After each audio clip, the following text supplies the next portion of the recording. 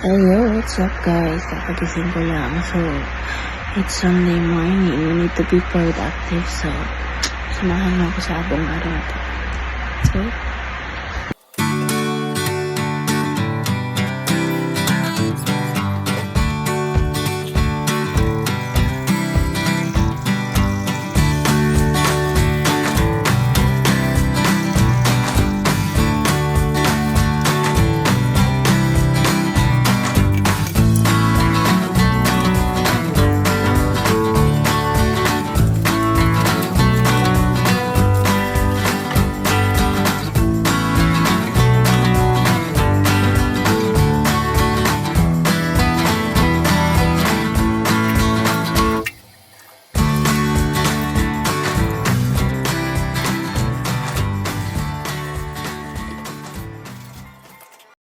So, ayun, nakaligo na ako. For now, on the way to church is already 8:45. Ayan, on the way na kami sa church dahil Christmas party namin ngayon. May kalayuan din yung church namin mula sa aming bahay. Actually, we're not born again Christian before, pero simula nung nagkasakit yung father ko, nakilala namin si Pastor RJ, kaya we are very thankful dahil mas naging magaan ang daloy ng buhay at mas pinalalim ng relihiyong ito ang aming pakikipag-ugnayan at pagkilala sa Diyos.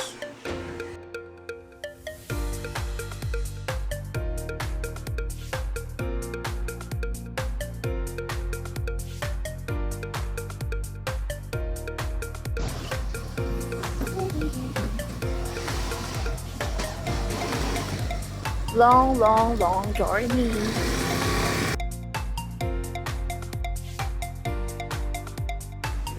And after 5 minutes, medyo malapit na kami dito sa aming mismong simbahan, which is yung Tanaan Church. And medyo matarik din yung daan dito. Pero yung vision sa camera, hindi siya ganun kataas.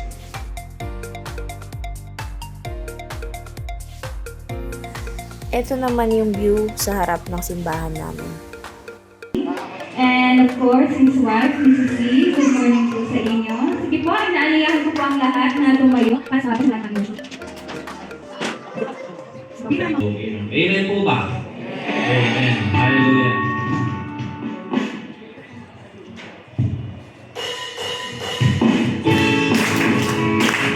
Nakabit na po ba kayo sa presensya ng Diyos? Hallelujah po kami mga kapatid. Hallelujah.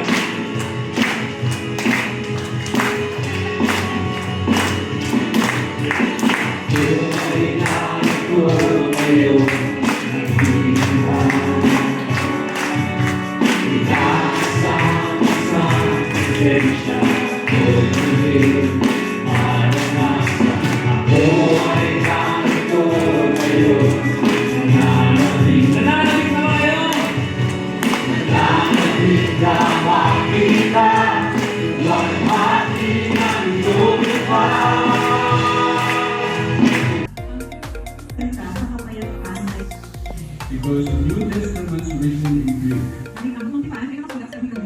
and physical meaning of shalom. We associate with peace that comes through Jesus Christ. Because we are reconciled with God through the sacrifice of Jesus Christ. After naman namin makinig ng salita ng Diyos ay lumabas ako para magturo sa mga batang makukulit. And ayan si Yang Yang ang aking favorite baby. Ayan naman yung mga batang makukulit.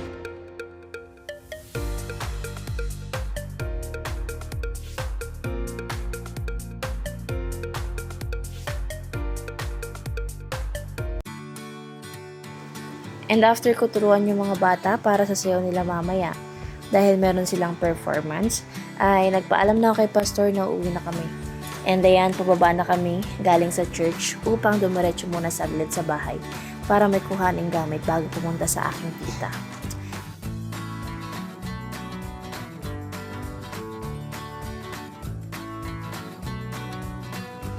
Pagkatapos namin dumaan saglit sa bahay namin, papunta naman kami sa San Simon sa bahay ng aking tita. Dumating kasi ang aking mga pamangkin at pinsan galing Germany. Kala nila excited akong makita sila. Pero mas excited talaga ako sa pagkain. Ayan, nakarating na kami. And syempre, ayan ang aking tito. my second mom.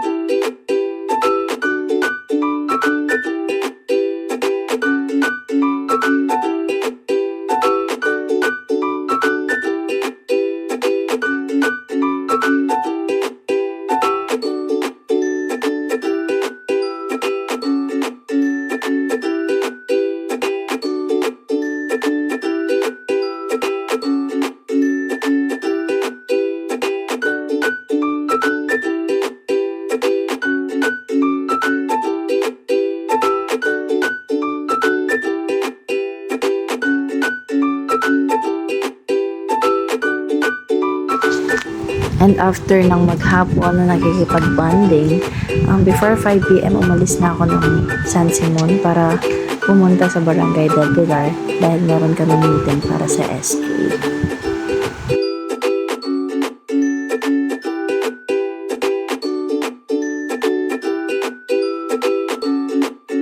After mga 1 hour ng meeting sa Barangay del Pilar about SKs, pabalik na ulit ako ng San Simon.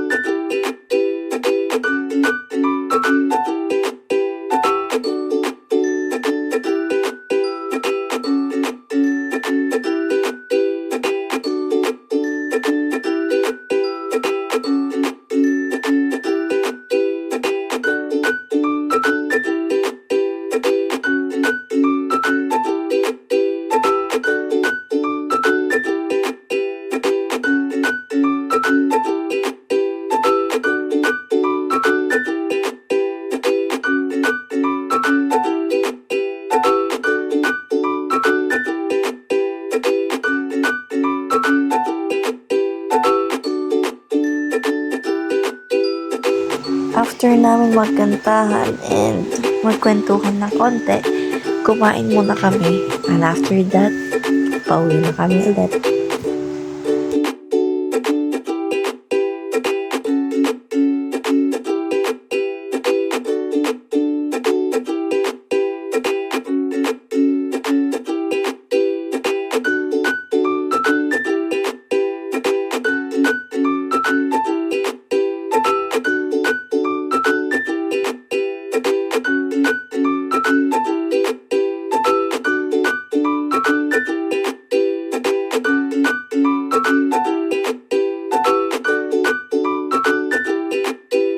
Guys, nakauwi na din sa wakas.